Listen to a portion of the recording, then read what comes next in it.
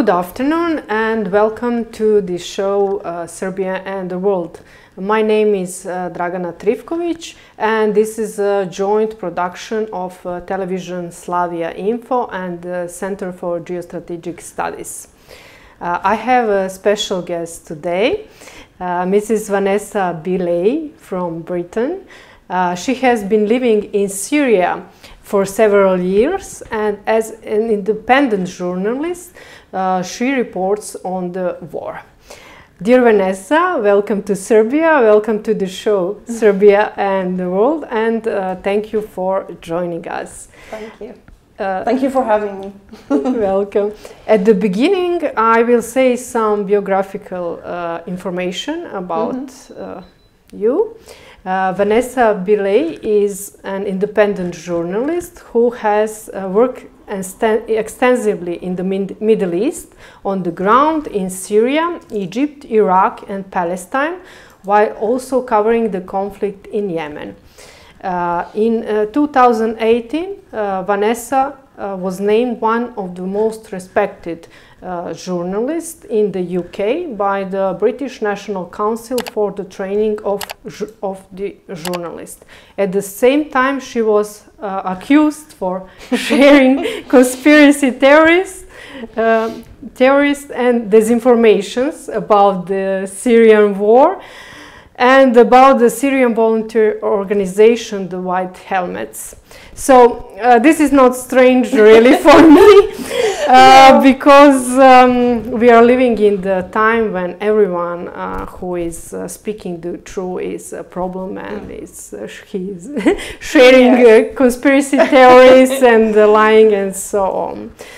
So our topic today is world conflict. So I think we should start with Yugoslavia. And dear Vanessa, in your opinion, why the war in Yugoslavia started? Well, the war in Yugoslavia was really, in my opinion, the blueprint for the wars that came after, in particular Syria and now Ukraine. Why? Because in Yugoslavia the agenda of NATO member states became very clear: to subjugate any nation that wanted any independence from central US control. When I'm talking about US, I'm also talking about London, of course, because the two are completely indivisible. In fact, I would argue that the UK is the power behind the intelligence operations. America is the muscle of these illegal interventions into sovereign nation affairs. So what we saw in Yugoslavia, of course, was the propaganda that led to the NATO aggression, particularly against Serbia. There are some very good documentaries, one of which you pointed out to me, that demonstrate perfectly the disinformation that manufactured consent for this war. And what was this war? It was effectively the destruction of Serbia, the Balkanization. Yes, a very popular term. Yeah. Yes. Exactly. So this is why it's for me it's very important for people to understand the connection between what happened in Yugoslavia and how this took us to today in Ukraine. Through Middle East to today in Ukraine. Yes, absolutely. We will speak about that. Yes. And the same players, the same countries, the same agenda, which is effectively global primacy. For the US and the UK. The EU is in this alliance, but is very much seen as a lower cost. Yes, lower level, exactly, yes. In my opinion.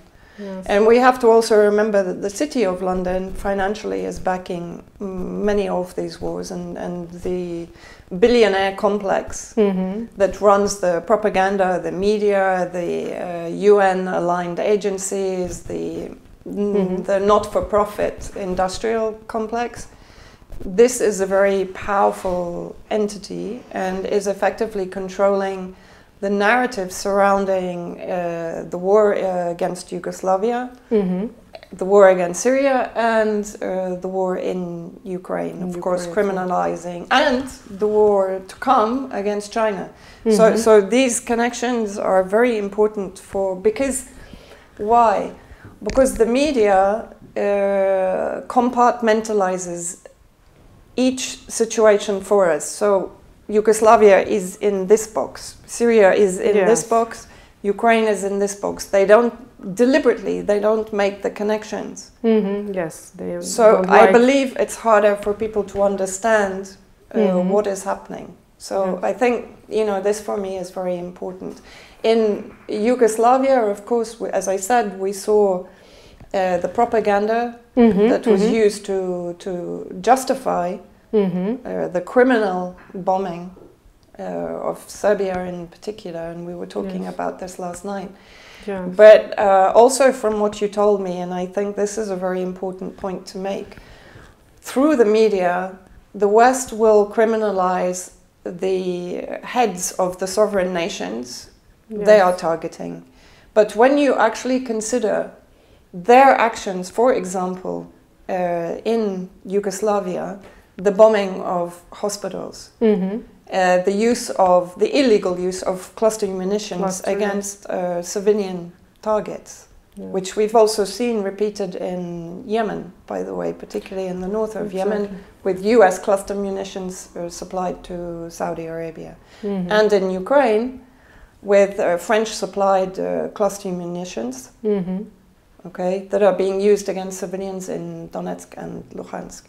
So what we also see is the familiar pattern of war crimes committed not by the nation they are criminalizing, but by NATO member states against that nation, either directly or through their proxies.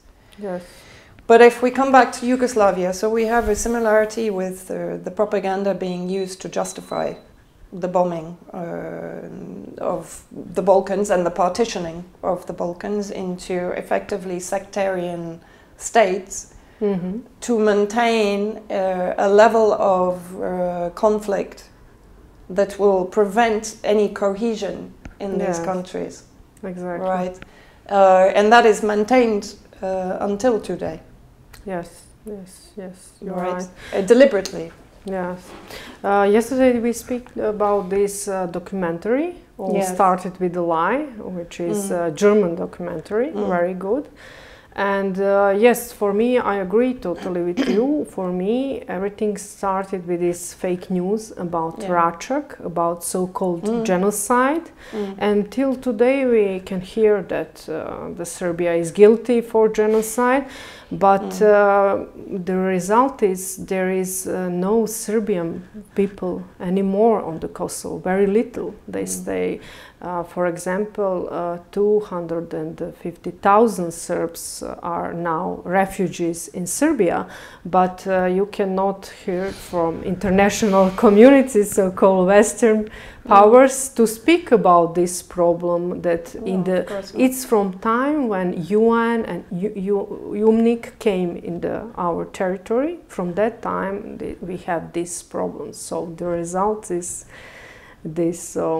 I wanted to ask you about what you think about Kosovo. For you, the Kosovo is like independent country, or it's a part of Serbia.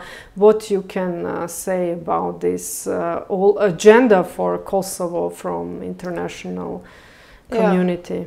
Look, for me, the partitioning of any sovereign state, I mean, if I look at the history of Britain, for example, this is what we did historically. We did it in India. We created now the problems between Kashmir and India. Obviously, through Sykes-Picot, the Balfour Treaty, etc., we carved up the Middle East. In Yemen, Before the war started, and there was no reason for the war in Yemen, even the UN peace envoy said this. He said the Yemenis have found a political resolution. There is no need for aggression. But the illegitimate president Mansour Hadi, prior to fleeing to Saudi Arabia and calling for Saudi Arabia to bomb his own country, he was going to carry out the Western agenda in Yemen to divide Yemen into 6 statelets, which would isolate the Ansarullah movement in the center without access to any land or sea borders. So this concept of partitioning a sovereign nation into autonomous regions is criminal, in my opinion. Because, as I said, what you create disagreements and conflict forever. My father was in the British Foreign Office when post-Second World War.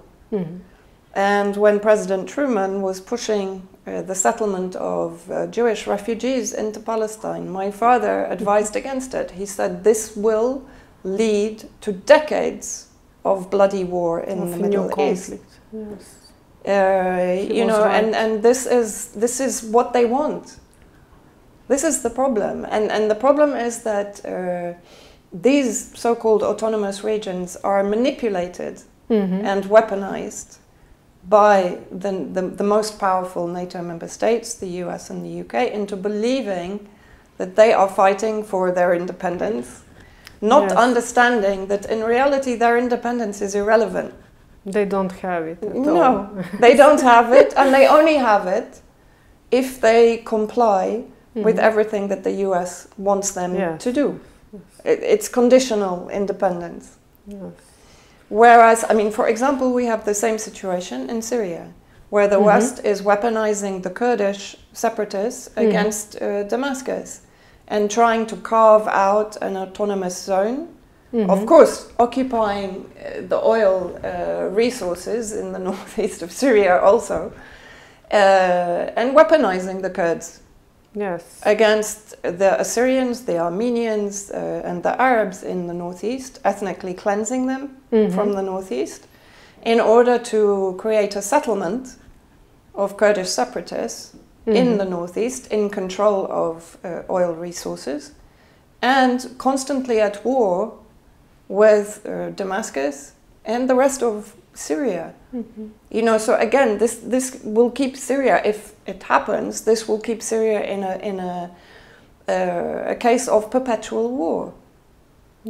And this is the same situation in any sovereign nation that has been divided into these different states. And then, of course, the propaganda, and the propaganda is then used to even in Syria, in the liberated areas, when I entered East Aleppo, as it was being liberated, the Sunni Muslims living in that area told me, for 5 years, they told us that if the Syrian army came, they would kill all of us. This is how they work. They plant the seed of hate into these so-called autonomous areas. So then it becomes a conflict within a conflict.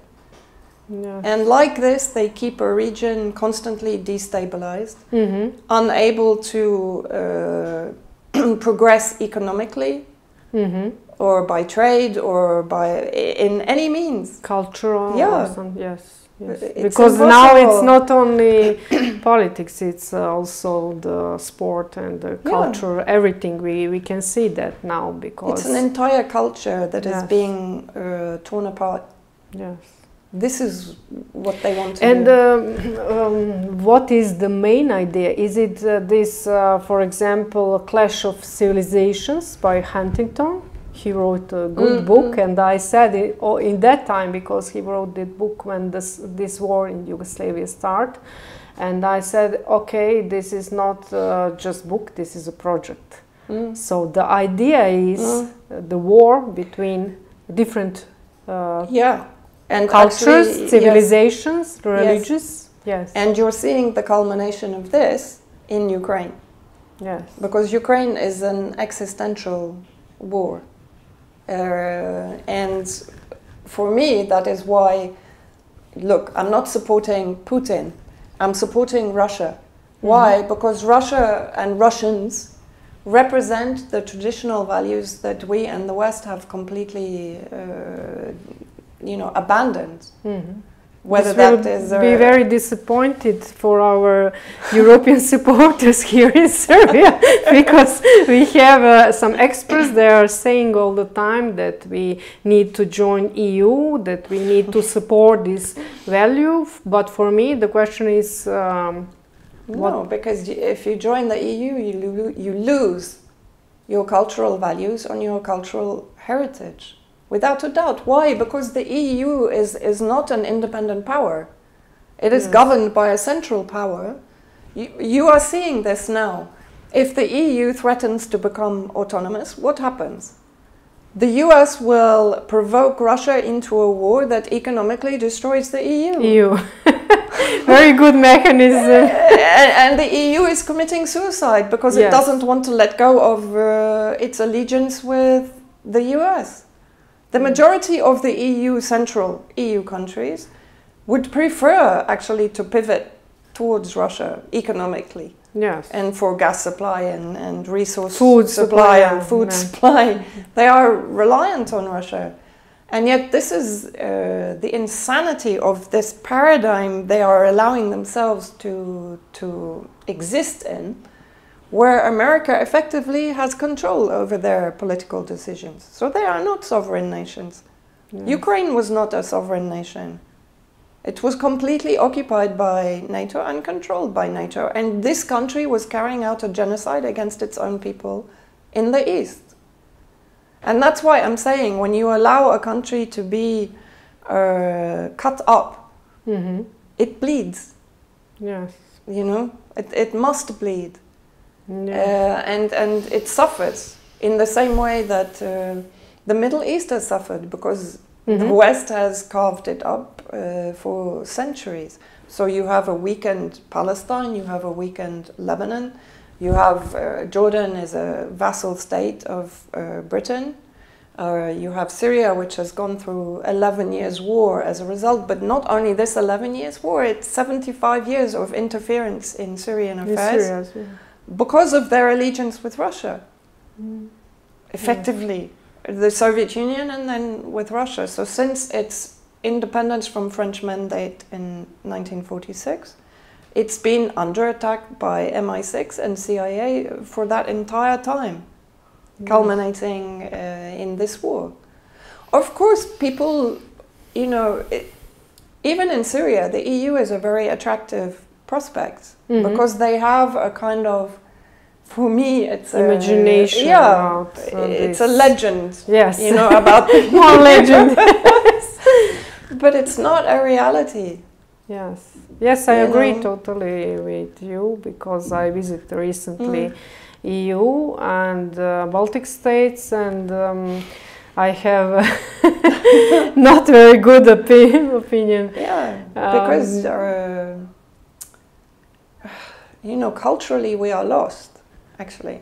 Yes. And we are manipulated. I mean, by we, I mean in the EU. We are manipulated into following these ridiculous movements, that take us further and further and further away, and closer actually to, you talked about the clash of civilizations, but further and further into the kind of eugenicist, AI, digital age. Yes. Where it will be literally like grand central surveillance in any countries that accept these, like for example the World Health Organization pandemic treaty, which completely takes away all sovereignty of government. Of government, yes. Or of state, or of people. Anything, yes. In this pandemic situation. So keeping one's cultural identity and heritage is part of the battle now.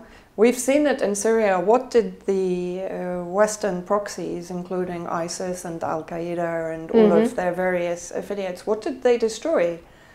They destroyed heritage. Yes. They destroyed Palmyra. Culture, they destroyed Christianity. They tried to destroy Christianity. We will come to Syria. Just I want to speak a little bit more about this situation in Balkans and Serbia and Yugoslavia war as well. In that time when war started in the Bosnia and Herzegovina, for example, they started in the same way like in Ukraine. I mean, there was a sniper on the roof of one hotel in Sarajevo, and then they started to shoot in the people who was demonstrating. So there are a lot of these examples, probably in Syria as well. We will speak, but I wanted to ask you about this supporting extremism and Islamic extremism in Bosnia. In that time, for example, they formed this unit El Mujahedin in Bosnia, which was supported by Western powers as well. So after Bosnia, some of them stayed in this Balkan region, and a lot of them after this, when war started in Syria, they went to Syria to fight, and Iraq as well. So because you are in the Syria and also you're expert in Middle East, I wanted to ask you to explain these connections between Mujahedins in Afghanistan, then Bosnia, then Syria, Iraq, and now also we can find some of them in Ukraine as well.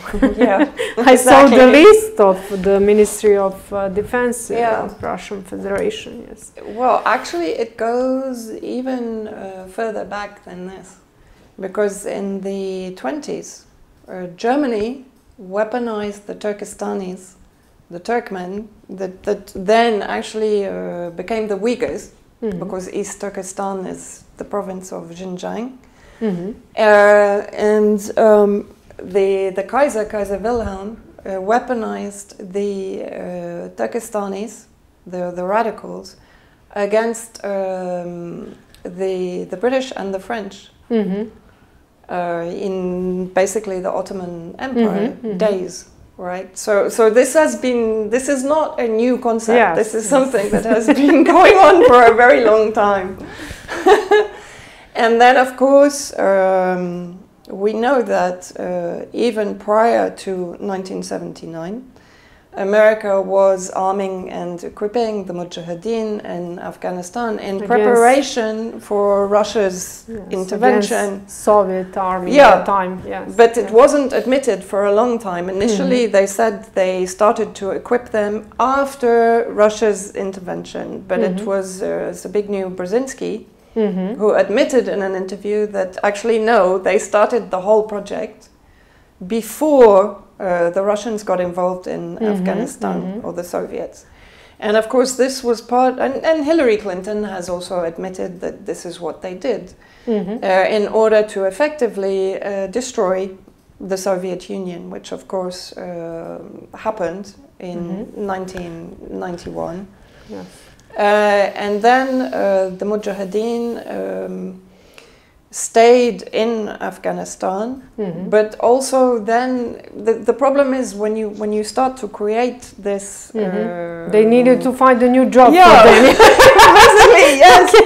So you know, so this weaponization, which started back in the early 20th century, simply it continued, and these Mujahedin, which they were known as in Afghanistan, then became Al-Qaeda and became Khorasan and ISIS and all of these rebrands. And they were moved around from conflict to conflict as mercenaries, actually. I'm not even sure now how much Islamic ideology is involved in this.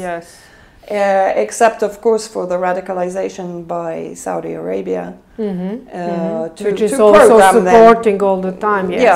Also the radicalizations here on Balkans as well, in Serbia, and everywhere. Even in the EU, Wahhabism and this extreme. Everywhere. Saudi is really, you know, this is potentially a big problem in the future, also for the EU, because. But you US and the EU don't speak about this problem. I was wondering maybe there is democracy in Saudi Arabia because they don't speak anytime. They said, no, we have problem. Yes, or Israel as well. Yeah. Well, no. If you are an ally of the United States, then everything is allowed. You are free from prosecution in any manner whatsoever. Even you're free from criticism. Everything is I mean, I don't know if you remember when, I think it was 2016, the UN accused Saudi Arabia of war crimes against children. And within 2 or 3 days, Saudi Arabia had issued an economic fatwa against the UN, and the complaint was withdrawn completely, you know. And the same with Israel. The case closed. Yes.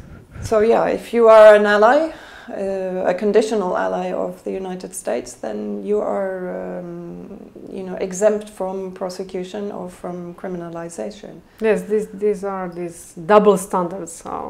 Yeah, this is the rules. What is it? The international rules-based governance. In other words, according to the US rule book, not to anyone else's, not to sovereignty, not to nationalization, not to patriotism, only to the US.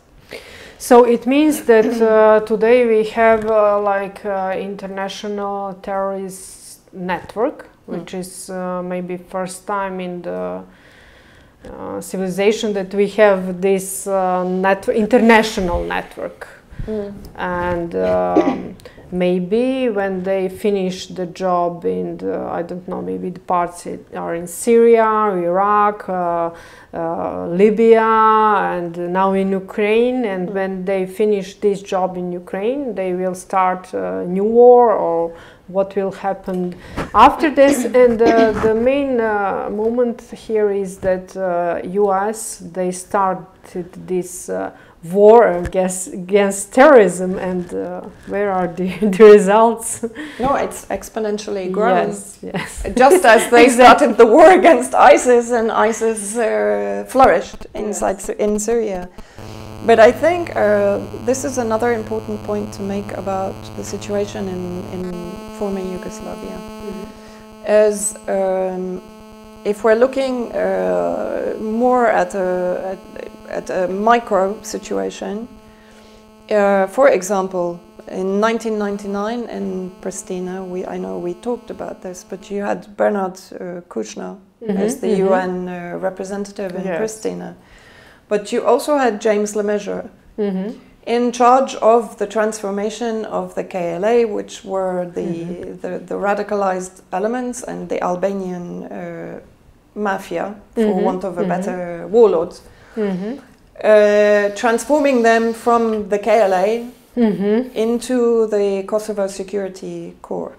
So this was effectively a whitewashing of this organization, a terrorist organization, into a palatable organization in Western media. Now they say that it's a regular army of Kosovo, no matter that is against the international law, but they say, okay, it's okay, we have this regular Kosovo army, trained and supported by West and our Turkish they were as trained well, and Saudi Arabia, by the West, you know, for a long time. But basically, when the KLA were running, for example, the organ trafficking cross-border operations, James Lemessurier was in charge of them, with Bernard Kouchner, who was also aware of what was happening, above James Lemessurier. James Lemessurier then went on to establish the White Helmet organization in Turkey, actually, and then to take them into Syria to embed them with the Al-Qaeda armed groups. So probably also consisting of Kosovars and Albanians and Chechens and Uyghurs inside Syria to provide the propaganda against the Syrian government. Two, we have a lot of evidence to suggest that they are also running organ trafficking operations cross-border from inside Syria into Turkey. So, as I said, former Yugoslavia was the blueprint for what they then established in Syria, and even now in Ukraine. They have similar operations now in Ukraine. Also organ trafficking? This we don't know yet. Still. But Maxim Grigoriev, who investigated the organ trafficking inside Syria, is working, I know, on that case. Yeah. Yes. But the fact is, you now have white helmet copy operations in Ukraine. You have one called the Dark Angels, which is claiming to run humanitarian assistance. In reality, it's an armed group of EU, French, British, American mercenaries. So, you know, the blueprint from the Balkans went to Syria and now basically in Ukraine. And it doesn't really change. This is the interesting thing, you know, they don't change the concept. Yes, yes. Really. And actually what is, I think for me, very interesting, you talked about the creation of this terrorist network. Army. Yeah. Army, yes. Yes. But now also, of course, you have, so this is the eastern tip of the spear, the jihadist extremists, the Islamic extremists. But you have also connected to this now the far-right extremists in Ukraine and the Nazi elements. Yes. And if you then take this up, who is running the propaganda campaigns? Nazis. That were exported after the Second World War or were allowed to remain in Ukraine and in Central Europe to be triggered as they are now against or the Soviet Union or against Russia as it is now. So now you have both ends of the extremist spectrum joining forces, and not only these two ends, but in the middle Zionism. Because Zionism, which is connected to all of these projects, from the Balkans to Syria to Ukraine, Ukraine is a de facto Zionist state. The Zionists are the most powerful entity inside Ukraine, and they are running the events there. Kolomoisky is financing Zelensky, he's financing Azov Battalion, you know? And he started the Chabad Lubavitch movement in Ukraine. So now really you have the three streams of radicalization coming together. Yes. And this is incredibly dangerous for the EU. Very dangerous for the EU, because what will happen, where will these entities go? When the war in Syria finishes, when the war in Ukraine finishes, what will happen next? It's already starting. Yes. You know. Yes, very, very difficult situation. But yes, when you mentioned this Zionism and project and also the Nazism, I read one book. It was written by John Loftus, who is the Jewish, the Nazi Secret of America. Did you read it? Yeah, I've read. Yes, it's a very good book when you can find these connections, because again, if you go back to the 1920s, and then you had Simon Petlura, who was temporarily the president of the Republic of Ukraine, and Jabotinsky, who later went on to form the Haganah, for example, and a number of the youth organizations that now carry out the majority of the price tag attacks against children in the settler areas in Palestine. Petlura is accused, even by Zionist media, of carrying out a number of pogroms against Jews.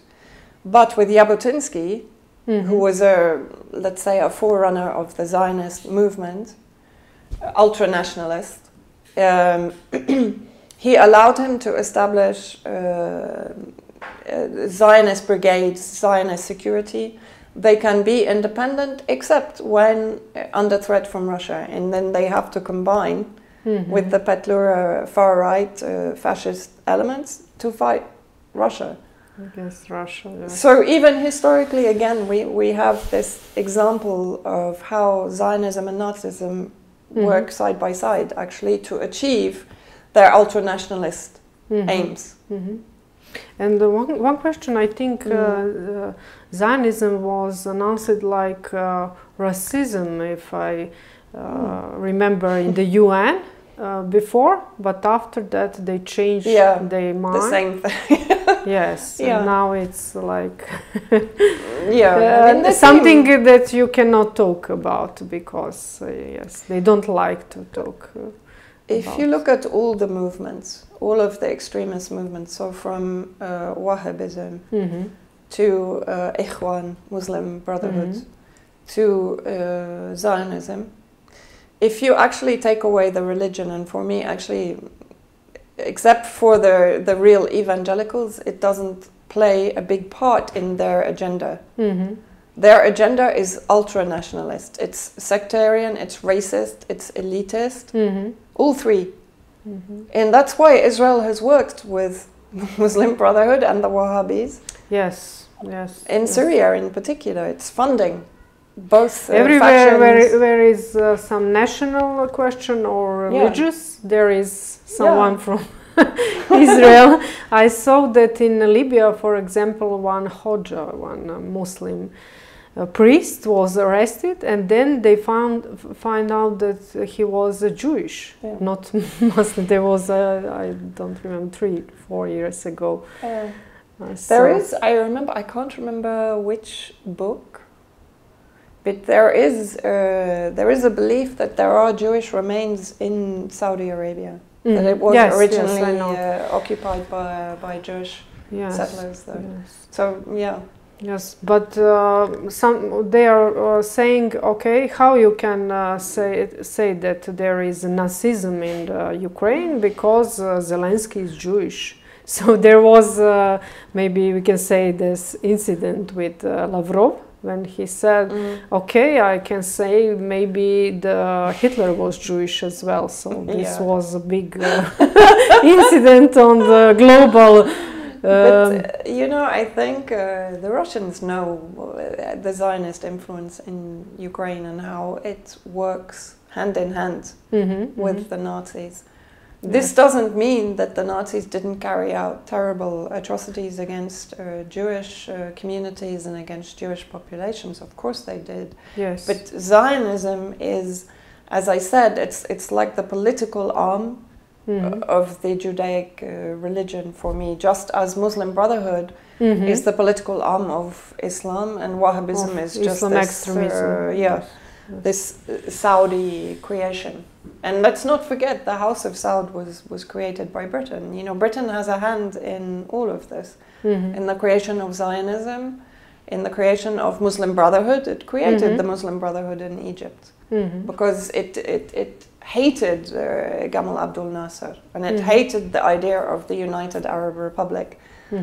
And they supported also this Muslim extremist in Bosnia and Herzegovina as well, and they are supporting still them, and that is why they cannot understand if someone asks them, okay, but you support America, but can you see what they are doing in the Middle East? They are killing the Muslims. They don't talk. So that is the problem, I think. In that time they supported Muslim extremism and Wahhabism as well. They then these mujahidins from Afghanistan, and also the Croatian nationalism. Also in China, in Xinjiang, the same thing. Yes. Thousands of them are going to Saudi Arabia every year to be radicalized. And then many of them are fighting now in the northwest of Syria, for example, more than 10,000. Yes, I heard that. But they are also being used to destabilize the northwest of China. And to interfere with the Belt and Road Initiative, which happens to be in Xinjiang province. So, and of course, in every conflict now, you see this crossover. of the mujahideen that were weaponized first of all in Afghanistan, and as I said, even before that by Germany against Britain and France. You know, it's easy to radicalize these people.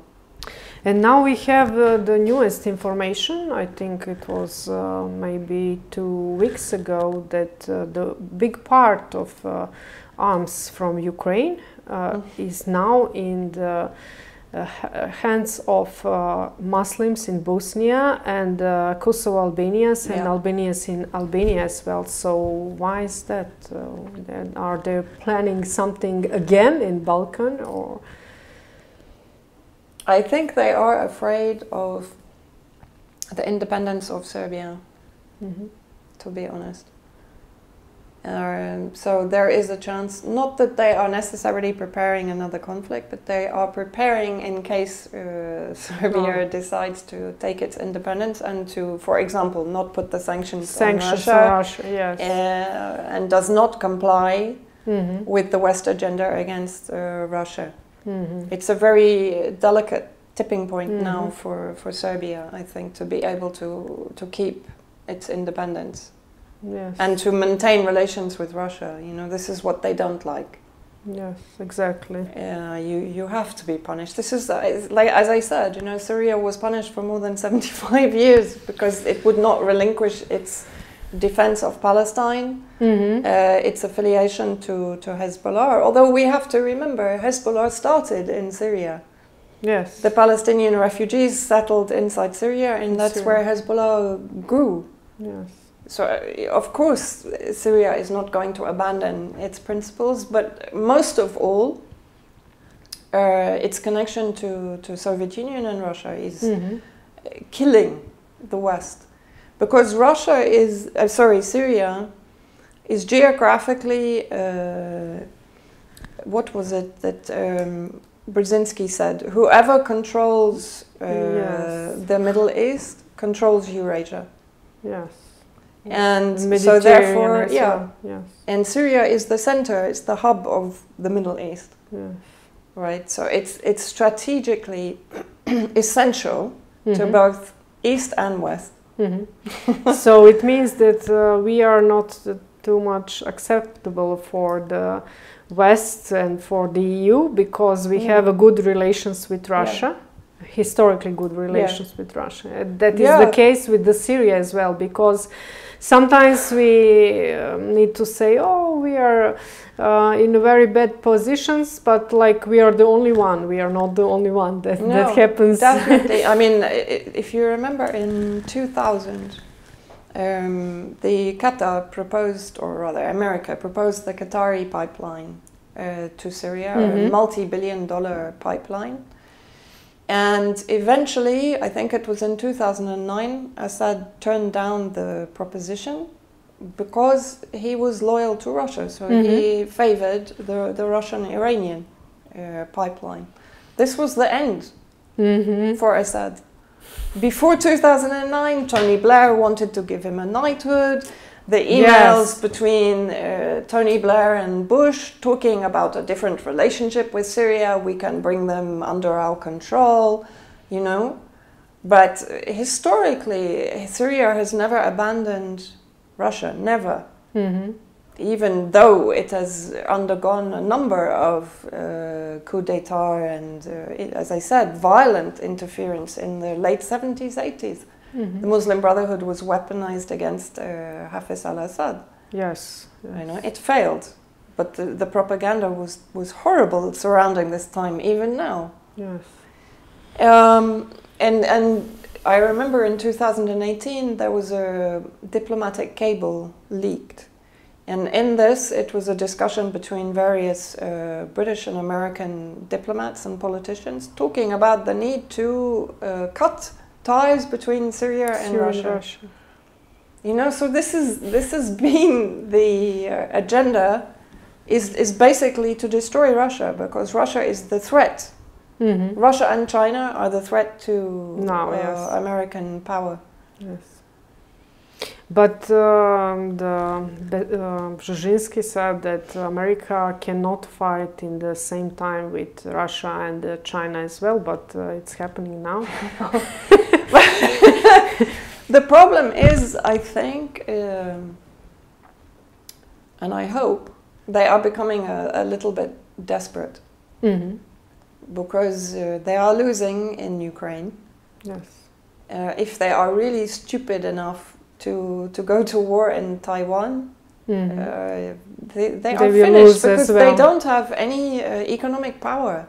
Yes. Look how Russia and China can turn off supply to the world. Yes. The sanctions didn't work against Russia. Yes. They are destroying the EU.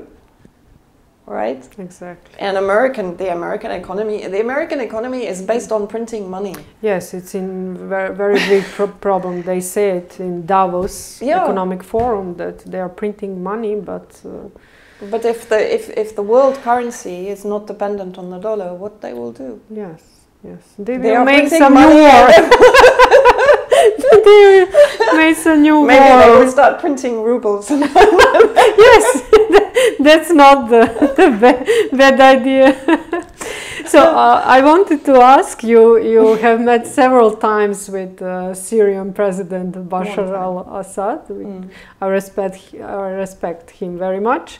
And the Western propaganda has tried to present him not as a man who is defending his country, but he is attacking his citizens in Syria. So.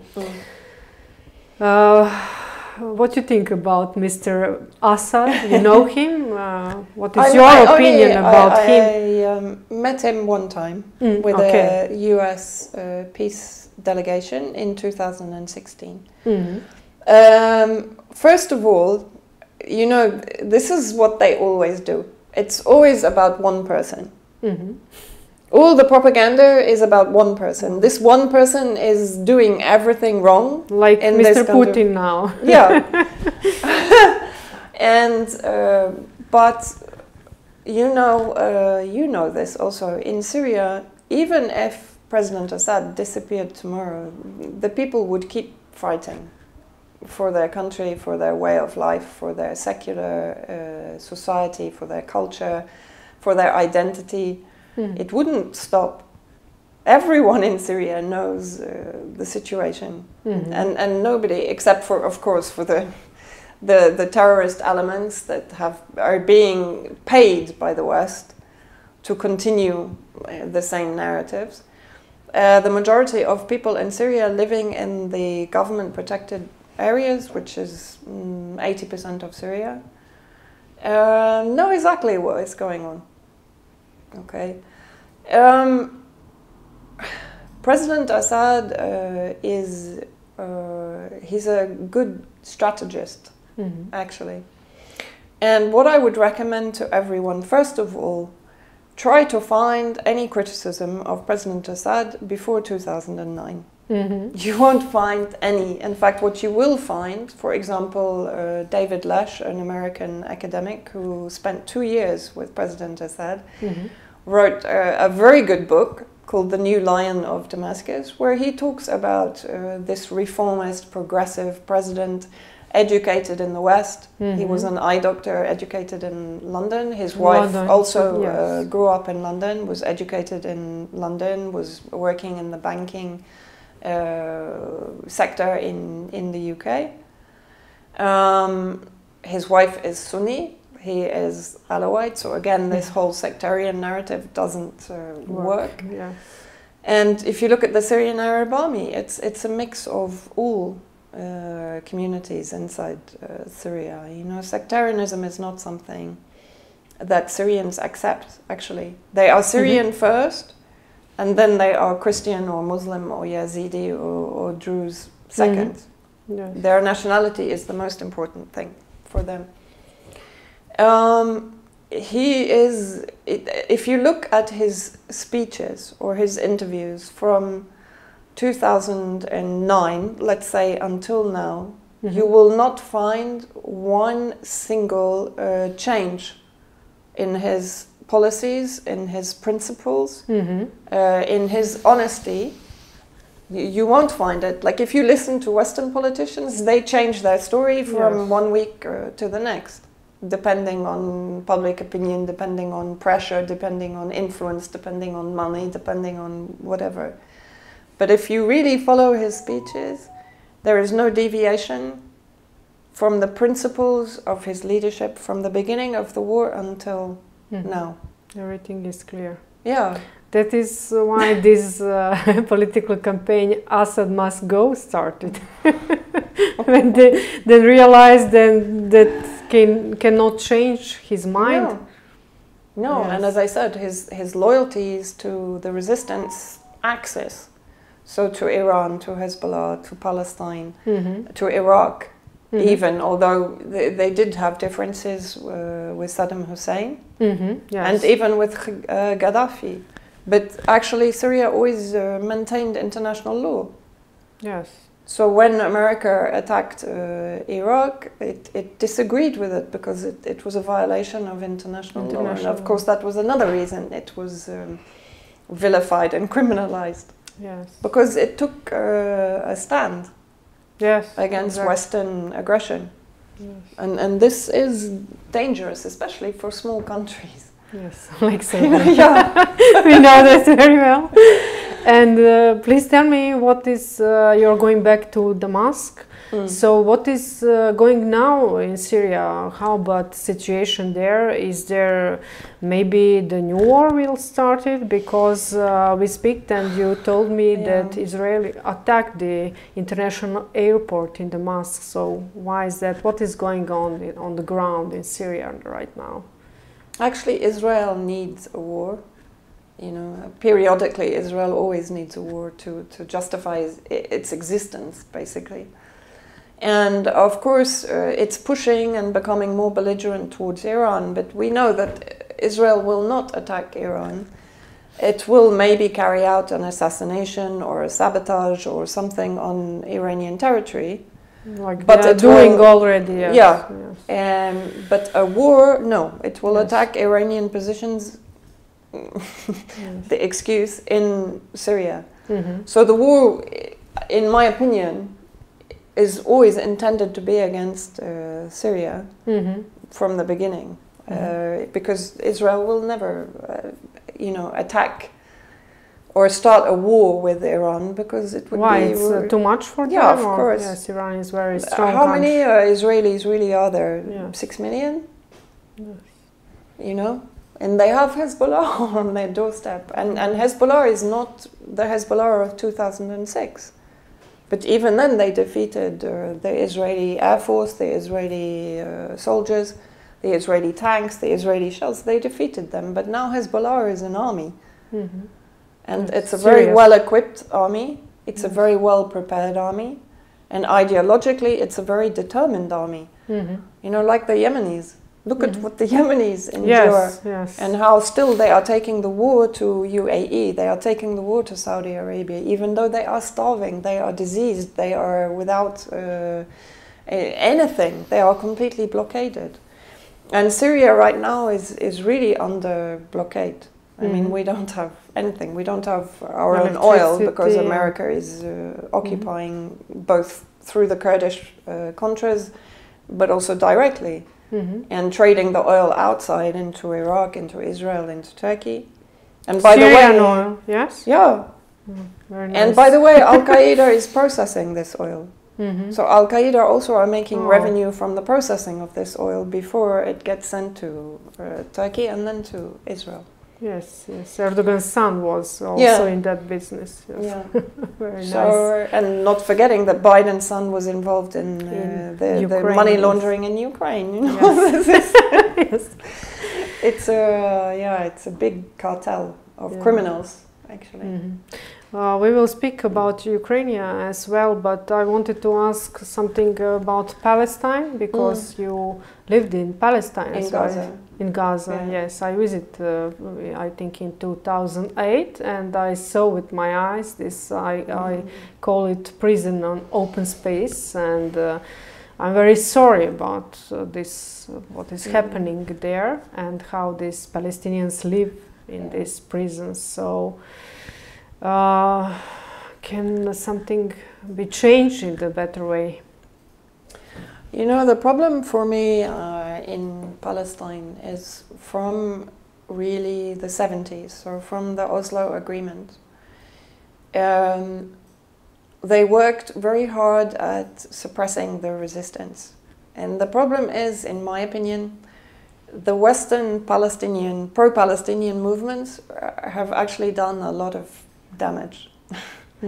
Why? Because they didn't empower the armed resistance. They didn't support the armed resistance against Israeli settler occupation. But some of them are also under control of Israel? Yeah, sure. The Palestinian Authority and even Hamas, actually. Right, the Hamas political wing. For sure, because Hamas was weaponized against Syria. They betrayed Syria, actually, because Syria gave them refuge in Damascus, and Hamas prepared the war for Al-Qaeda and for the radicalized elements inside Syria. And they fought, actually. In Yarmouk camp, for example, Hamas enabled the killing of their own people, of Palestinians in Yarmouk camp, because they opened the door to Nusra Front. So Hamas has played a very bad double game in this, but the armed resistance, and I met with them inside Gaza, they are genuine, and they are genuine resistance. But and this is only my opinion, but I believe if we had really supported the armed resistance from the beginning, but you know, in the West we have we have what I call the pacifist disease. Right. And you know, violence, or we mustn't have violence. Look, freedom is not gained through dialogue. But they are arming some terrorist groups, so exactly. that is not violence. Exactly. Yeah, exactly. They will send, for example, Angelina Jolie to cry, and after that everything will be okay. Yeah, yes. I mean, this entire kind of peace complex, which effectively is starting wars in almost every country in the world right now. Humanitarian complex. Yes. So you wrote the text, Syrian civilians attacked by terrorists using American weapon. Is it similar in Ukraine? Yes. Yes. Absolutely. You know, the Nazis, as I said, from the end of the Second World War have been prepared for this war with Russia. And the weapons have been flowing into West Ukraine, particularly into Lviv. And Lviv reminds me of Gaziantep in Turkey. And Poland actually is playing a very similar role to Turkey against Syria, because it's enabling the flow of weapons from Poland to Ukraine, into Western Ukraine. And now, of course, they're using these long-range missiles in the last 2 days against Donetsk.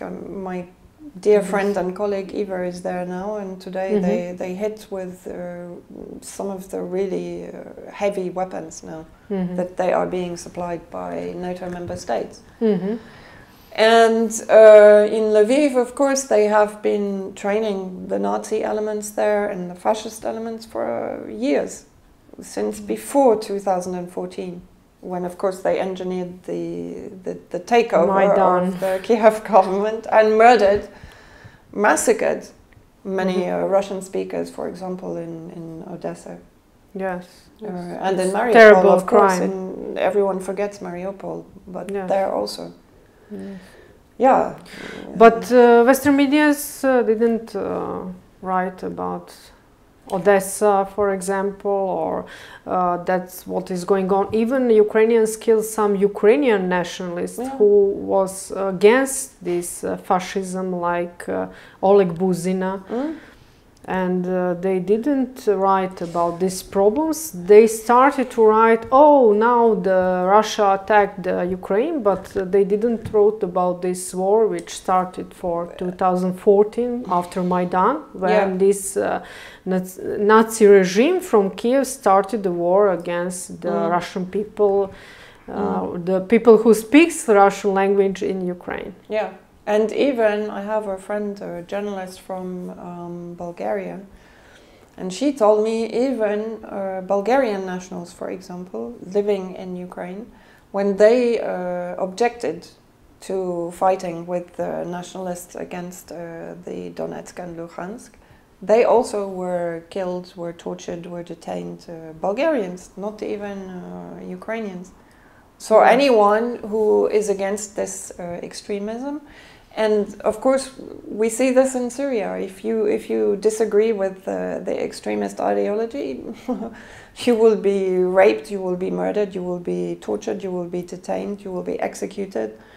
It's the same, and we have to remember who is behind these movements. The governments in the West. And who is behind the governments in the West? The elite. Or I don't call them the elite, the predator class. Yes. They are not elite. Yes, exactly. And for some, NATO aggression against Yugoslavia was a humanitarian action, and now Russia's military operation is what? Crime. We talked about, for example, the NATO bombing of hospitals in Serbia, for example. Yes, I show you one hospital yesterday which they bombed. Terrible. Yes. And you talked also about the double tap. Yes. You know, the firing of a missile and waiting for the rescue services and the fire brigade to come, and then firing another missile to kill them also. Yes. And the targeting of civilian infrastructure, which of course also we've seen in Mosul in Iraq, in Raqqa in Syria, completely destroyed. They used more artillery against Raqqa in Syria than in Vietnam. You know, and the use of depleted uranium, the use of cluster munitions against civilian targets in all the countries that they attack. And if we consider the narrative is that Russia is attacking hospitals, for example, in Donetsk, it's attacking its own people. In Mariupol, yes. And the reality is that these hospitals are being occupied by the Nazi and fascist elements, just as they did in Syria, in East Aleppo, for example. The Eye Hospital, which is a huge compound, was completely occupied by various terrorist groups. It was used as a torture chambers, as a Sharia court, as a military and ammunition center, and an area from where they would fire the hell cannon to target civilians in West Aleppo, for example. So exactly the same scenario. You know, even you remember where they claimed that Russia had targeted a theater full of civilians. Civilians, yes. In reality, there's a lot of evidence to show that they put all the civilians inside and then they blew up the building. And this is not something new. In France and in Greece, for example, during the Second World War, the Nazis regularly did this kind of operation. They would put civilians inside churches, for example, and then burn them alive in there. It's not. And then wrote that someone else did. Yes. They said Russia bombed. Yes. I saw the pictures from Donetsk, for example. They hit the center with these rockets. And it's Ukrainian rockets, and they wrote that Russia is killing the people. And even in Bucha. Yes, in Bucha, yes. For me, I wrote the text, the Bucha is new Rachak, because when I saw that, that scenario is totally the same scenario from Rachak. Because in Rachak, there was the fight between terrorists and military and police officers, regular Serbian, and they after that dressed civilians, dressed these terrorists in civilians, and take photos and post, and wrote that Serbian military killed the civilians in Račak. Totally the same. The same. And the problem is that these narratives are picked up and completely regurgitated by Western media without any investigation at all. Yes, yes, that's the main problem, because when this William Walker, American, who was on the top of the OSCE in the Serbia, he said immediately, he was there, and he is the biggest Albanian lobbyist. And he said, okay, the Serbians are guilty. And they didn't allow the investigation. That's the same like in the Gošća. Same in Syria with the OPCW. Yes, yes. You know, yes. And we can't forget that the UK, US and France bombed Damascus. I was there when they bombed. Even before the OPCW had carried out their investigation. They were certain that Assad had carried out the attack against his own people. Yeah. You know, the media actually is I mean, it is nothing more than an extension of government and intelligence agencies now. It doesn't even pretend to be anything else. It's a weapon, really. Yeah. Yes. 21st and a very century. Dangerous weapon. It's a weapon of mass destruction, yes. actually. Oh, yes. Yes. So, you recently posted the following words on your social network. The West has no image of the future, but an image of death. Everyone says this is a world hybrid war. Yeah. Although it was clear from the beginning, it should be considered in a much broader context. Russia is fighting for the preservation of mankind. This is what Mr. Glaziev said. So you agree with him? Yeah, absolutely. Yeah. Yeah.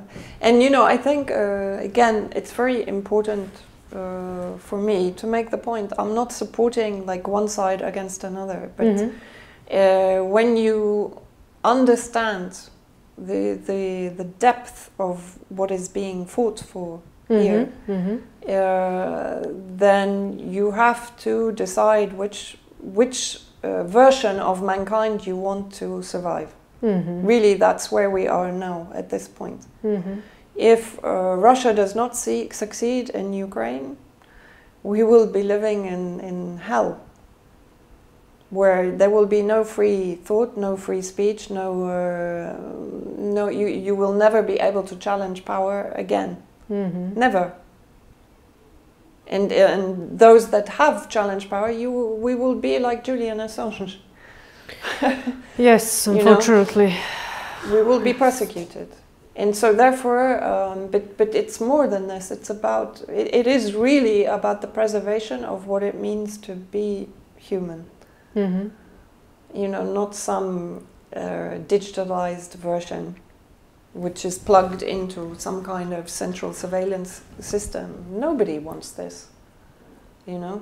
Yes. This is our planet as human beings, and we share it with all the species that they are in the process of destroying also. You know, this whole green agenda is actually about appropriation of the green. In gender equality and feminism, sexual minority rights, extremism, cave nationalism and communism. It's some kind of new communism. Yes.